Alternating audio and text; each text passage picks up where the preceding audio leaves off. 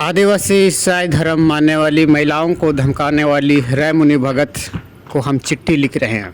आदिवासी महिला विधायक रैमुनि भगत को हम चिट्ठी लिख रहे हैं दोस्तों। ये देखिए हम चिट्ठी लिख रहे हैं अवगत कराने के लिए। हम अपने चैनल से हम अवगत करा रहे हैं और डीलिस्टिंग के मुद्दे पर भी हम अवगत करा रहे हैं। ये उसके घर में जाएगी, देखिए ये उसके घर तक जाएगी क्योंकि मैंने कुछ ड्राफ्ट तैयार किया है और ये इस मुद्दे पर हम इसको भेज रहे हैं क्योंकि इसके ऊपर मैनेज से लगाना है। नेशनल सिक्योरिटी एक्ट वो क्या होती है मैं आपको बता देता हूँ थोड़ा सा जानकारी के लिए, और इसमें क्या कुछ लिखा है वो भी आप देख लीजिएगा क्योंकि इसके घर तक जाएगी ये। उसके जो भी रिश्तेदार जो भी लोग आएंगे उसके घर पर, वही लोग लीगल तरीक़ा से स्पीड पोस्ट की माध्यम से जाएगी। ये अपने लोगों को भेजेंगे, फिर उस स्थान पर सिग्नेचर करेंगे, मोबाइल नंबर कुछ भी छोड़ेंगे, तब जाके ये उसके घर तक जाएगी। ये पढ़ेगी, देखेगी, तभी इनको एहसास होगा कि हमारे भारतीय संविधान हमारे भारत पर काम करती है। क्योंकि जिस तरीक़ा से जो इनकी एक्टिविटी है, ये NSA नेशनल सिक्योरिटी एक्ट इनके लिए पर्याप्त है। क्या कुछ जुर्म किया है और क्यों हम इसमें क्या भेज रहे हैं ये भी हम आपको बताएंगे दोस्तों। ये लीगल नोटिस है, इसे हम लीगल नोटिस मानते हैं। लीगल नोटिस हम इसलिए मानते हैं क्योंकि हम सरकारी प्रक्रिया के अनुसार हम इसे भेजते हैं। अभी हम इसको जाएंगे, स्पीड पोस्ट में लगाएंगे, चिपकाएंगे, फिर इसको भेज देंगे क्योंकि 20 तारीख में उनको कोर्ट पर फिर से हाजिर होना है। 20 तारीख से पहले ये नोटिस उसके घर तक, उनके हाथ तक पहुंच जाना चाहिए। NSC लगाने के संबंध में कुछ जानकारी हम आपको देते हैं। नेशनल सिक्योरिटी एक्ट के तहत आखिर कौन सी किस तरह की कृत्य करने वाली व्यक्तियों पर लगाई जाती है, थोड़ा सा आप सुन लीजिएगा। NSA के तहत किसी व्यक्ति को बिना परीक्षण के आरोप के गिरफ्तार किया जा सकता है। गिरफ्तार के बाद उसे 3 महीने तक बिना जमानत जेल में रखा जा सकता है।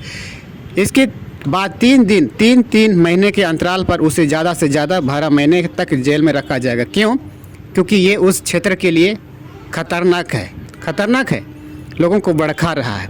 बिना परीक्षण किए, बिना ट्रायल किए इनसे हिरासत में लिया जाएगा। क्यों लगाई जाती है, किस तरह की बातें इन्होंने काम किया है। NSA के तहत करवे के कुछ मामले, अगर कोई व्यक्ति जमानत पर है तो उसके खिलाफ भी NSC लगाया जा सकता है। जमानत करेंगे, अभी जो कोर्ट में जो 196, 302, फिर 299 के तहत इनको जमानत दिया जाएगा। जमानत के बाद भी NSA लगाई जा सकती है। अगर किसी व्यक्ति को केस से बारी कर दिया गया है तो उस पर भी NSC लगाया जा सकता है क्योंकि केस से तो इनको बारी किया जाएगा ना। अभी अगर कोई व्यक्ति देश की सुरक्षा या सार्वजनिक व्यवस्था के लिए खतरा बनता है तो उस पर भी NSC लगाया जा सकता है। सार्वजनिक स्थान पर आदिवासी ईसाई धर्म मानने वालों के साथ भेदभाव कर रहा है, लोगों को भड़का रहा है। अगर कोई व्यक्ति विदेशी है या फिर उसके मौजूदगी में नियंत्रण करने या उससे देश में निकालने की अलग चीज़ है, ठीक है। और दूसरा हम समझते हैं जो इसी कानून को रासुका कानून के नाम से भी जाने जाते हैं। यदि किसी व्यक्ति, देश या उस राज्यों की सुरक्षा को खतरा है, यदि किसी व्यक्ति से राज्य या देश को सुरक्षा में समस्याओं में खतरा है, क्योंकि ये महिला से आदिवासी ईसाई धर्म महिलाओं मानने वालों खतरा महसूस हो रही है इसी महिला से। ऐसे लोगों पर जिनके द्वारा किसी भी जगह पर हिंसा, वॉयलेंस फैलाने का डर है, क्योंकि मुझे ऐसा लग रहा है कि आदिवासी ईसाई धर्म मानने वालों के प्रति रैमुनि भगत हिंसा, डर फैला रही है। यदि कोई संबंधित विदेश व्यक्ति बिना किसी कारण के देश में रुका हुआ है, ऐसे में भी NSC लागू किया जा सकता है। यदि कोई व्यक्ति समाज के लोगों को भड़काने का कार्य कर रहा हो, क्योंकि कोर्ट ने जिस फुटेज के आधार पर कोर्ट ने माना है कि ये महिला रैमुनि भगत उस स्थान पर समाज को भड़काने के लिए कार्य कर रही है, ये कोर्ट ने माना है। अगर सरकार को यह लगता है कि कोई व्यक्ति कानून व्यवस्था, लॉ एंड ऑर्डर में बाधा डालने की कोशिश करता है, क्योंकि भविष्य में भी ये सरकार की विधि व्यवस्था पर, लॉ एंड ऑर्डर पर बाधा नहीं डालेगी, क्या डाल रही है। इस कानून में किसी वस्तु को जमा करने वाले जमाखोरों को भी हिरासत में लिया जा सकता है। देखिए इस आधार पर हम इसको बता रहे हैं दोस्तों, इसको हम बता रहे हैं कि आप, मैंने कुछ क्या लिखा है ये भी आप जानिएगा। मैंने इसे रिक्वेस्ट कर रहा हूँ कि माननीय विधायिका महोदया जी 12 जसपुर विधानसभा।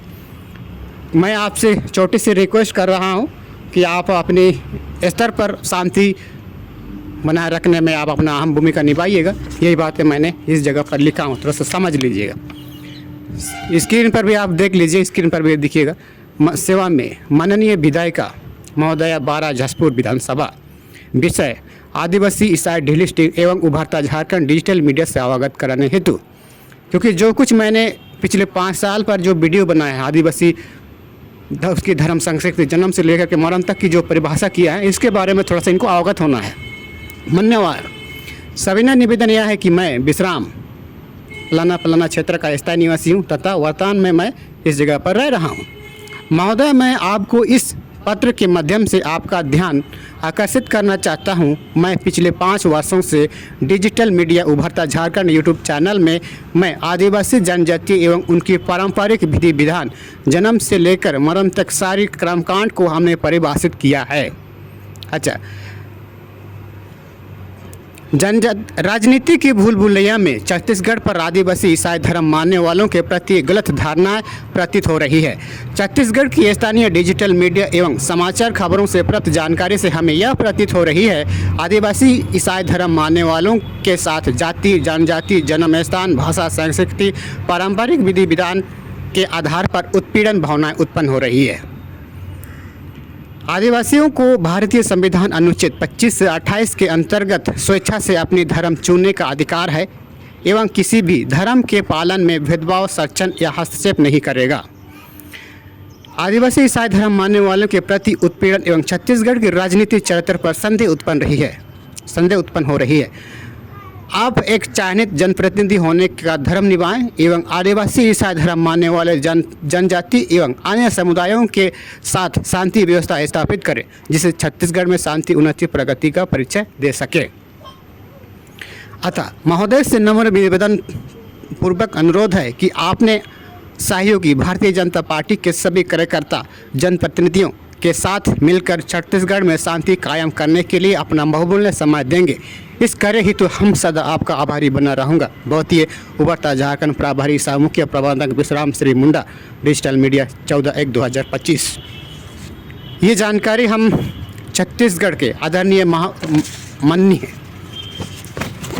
रायमुनि भगत को हम अपने स्तर से लिखित रूप से, क्योंकि लिख करके हम इसको देने जा रहे हैं, लिख करके, क्योंकि अभी तक उनको नहीं पता है उभरता झारखंड के बारे में, उनको नहीं पता है क्या कुछ मैंने कर रहा हूँ उसके बारे में नहीं पता है। इसीलिए ये बात मैं लिख के बता रहा हूँ और लिख के मैं दे रहा हूँ। दोस्तों, यदि इस बातों से अगर आप कायम नहीं रखते हैं, क्योंकि खुद की मर्यादा को अगर आप कायम नहीं रखते हैं, क्योंकि आप जनता द्वारा चुनी गई विधायक हैं, जनता द्वारा चुनी गई विधायक हैं, आप जनता के पैर पर खींच करके, जनता के छत्ती पर पैर रख करके आप राजनीति नहीं कर सकते।